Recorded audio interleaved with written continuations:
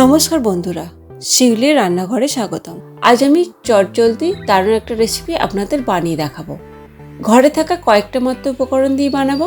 এটা বানাতে বেশি সময় লাগে না। আজ আমি বানাবো ডিম কারি। একবার এভাবে বানিয়ে দেখতে পারেন, খেতে অসাধারণ লাগে।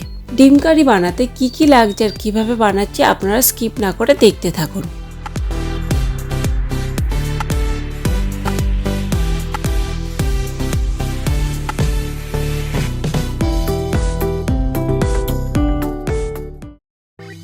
এই ডিম কারি বানানোর জন্য কয়েকটা আমি ডিম সেদ্ধ করে নেব। কয়েকটা ডিম আমি নিয়ে নিয়েছি। এবার এতে জল দিয়ে দেব।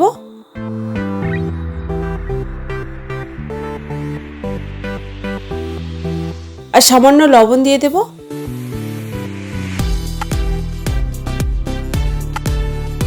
ডিমটাকে এবার সেদ্ধ করে নিতে হবে।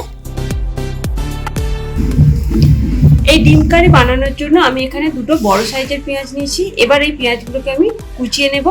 পেঁয়াজে প্রথমে মাঝখানের এই অংশটা বাদ দিয়ে দেব।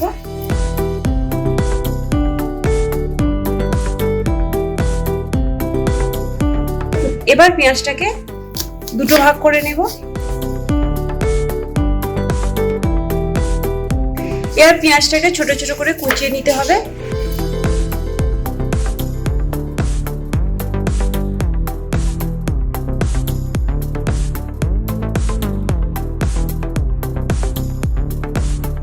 পেঁয়াজগুলো আমার কাটা হয়ে গেছে, দেখুন এরকম ভাবে কেটে নিয়েছি। এবার এটাকে একটু এইভাবে ছাড়িয়ে দিন।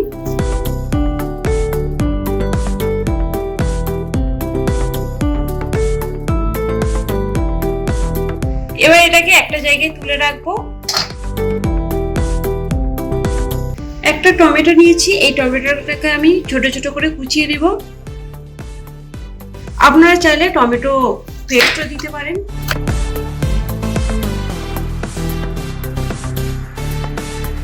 টমেটোটা আমার কাটা হয়ে গেছে, এবার রেখে দেব। আর লাগবে আদা বাটা, রসুন বাটা আর কয়েকটা কাঁচা লঙ্কা নিয়েছি। ডিমগুলো আমার সেদ্ধ হয়ে গেছে, এবার এটাকে নামিয়ে নেব। কিছুক্ষণ ঠান্ডা করে এগুলোকে খোসা ছাড়িয়ে নিতে হবে।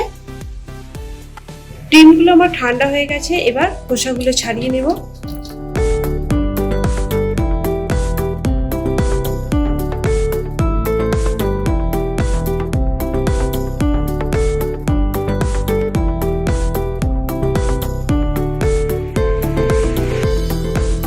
ডিমগুলো আমার ছাড়ানো হয়ে গেছে, এবার একটা ছুরি দিয়ে ছোট ছোট করে কেটে নেব। দেখুন এইভাবে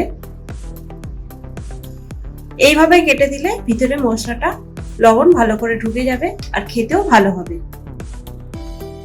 প্রতিটা ডিমের গায়ে এইভাবে কাট লাগিয়ে নিতে হবে। এবার এই ডিমেতে হলুদ গুঁড়ো, লবণ, সামান্য লঙ্কা গুঁড়ো দিয়ে ভালো করে মাখিয়ে নিতে হবে।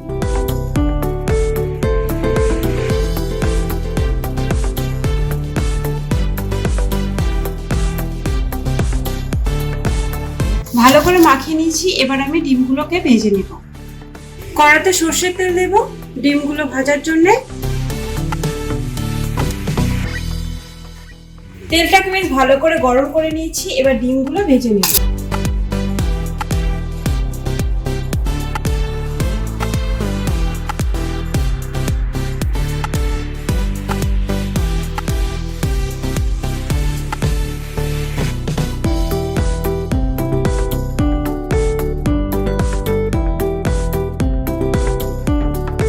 ডিমগুলো ভালো করে ভেজে নিয়েছি, এবার তুলে নেব।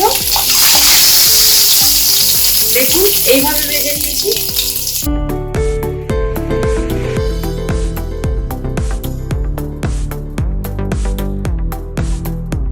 এবার এই তেলেতে দিয়ে দেব গোটা গরম মশলা। কয়েক সেকেন্ড ভেজে নিতে হবে।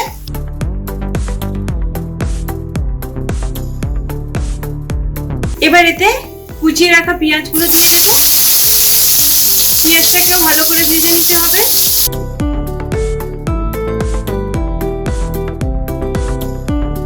পেঁয়াজটাকে কয়েক সেকেন্ড ভালো করে ভেজে নেব। গ্যাসের আঁচটা লো টু মিডিয়ামে রেখে।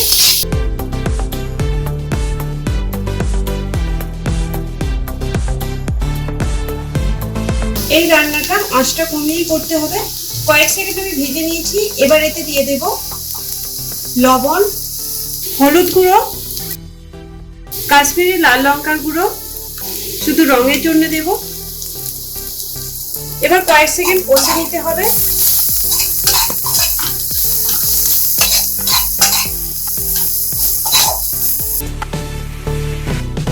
এবার এতে জল দিয়ে দেব।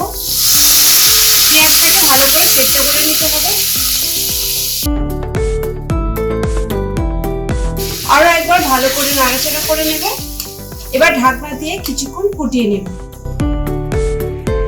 গ্যাসের আঁচটা লো টু মিডিয়ামে রেখে ঢাকনা দিয়ে কিছুক্ষণ ফুটিয়ে নেব, যাতে পেঁয়াজটা ভালো করে সেদ্ধ হয়ে যায়। 5 মিনিট পরে ফিরে এলাম।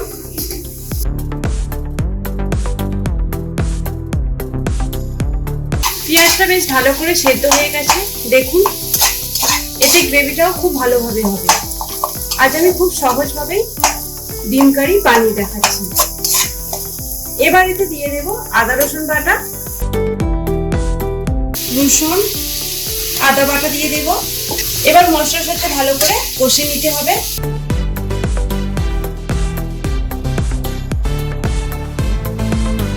আদা রসুনের কাঁচা গন্ধ চলে গেছে। এবার এতে দিয়ে দেব টমেটো কুচি।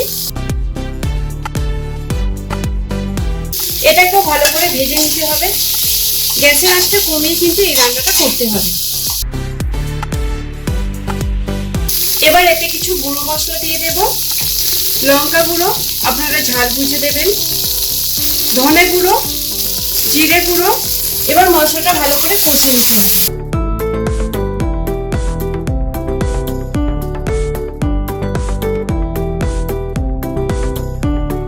দেখুন, তেল ছাড়তে শুরু করেছে। এবার এতে পরিমাণ মতো জল দেব।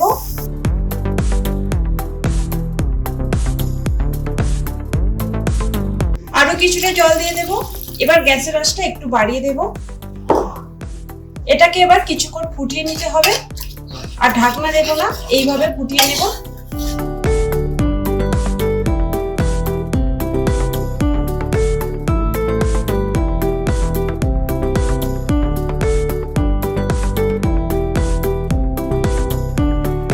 গ্রেভিটাকে আমি কিছুক্ষণ ফুটিয়ে নিয়েছি। এবার ভেজে রাখা ডিমগুলো দিয়ে দেব। আমি এতে একটু লবণ দিয়ে দিয়েছি, লবণটা দরকার ছিল। লবণটা একটু কম ছিল, সেই জন্য একটু লবণ দিয়ে দিয়েছি। এইভাবে আরো কিছুক্ষণ ফুটিয়ে নেব।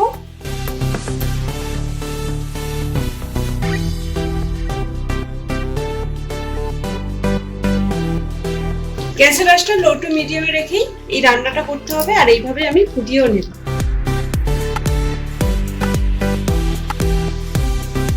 আরো 3 মিনিটের মতো আমি ফুটিয়ে নিয়েছি। আমার ডিম কারিটা প্রায় তৈরি হয়ে গেছে। এবার এতে ছড়িয়ে দেব কাঁচা লঙ্কা। এবার এতে একটু গরম মশলা ছড়িয়ে দেব। অল্প করে ধনেপাতা ছড়িয়ে দেব। এবার ভালো করে মিশিয়ে নিতে হবে। দেখুন কত সুন্দর দেখতে লাগছে।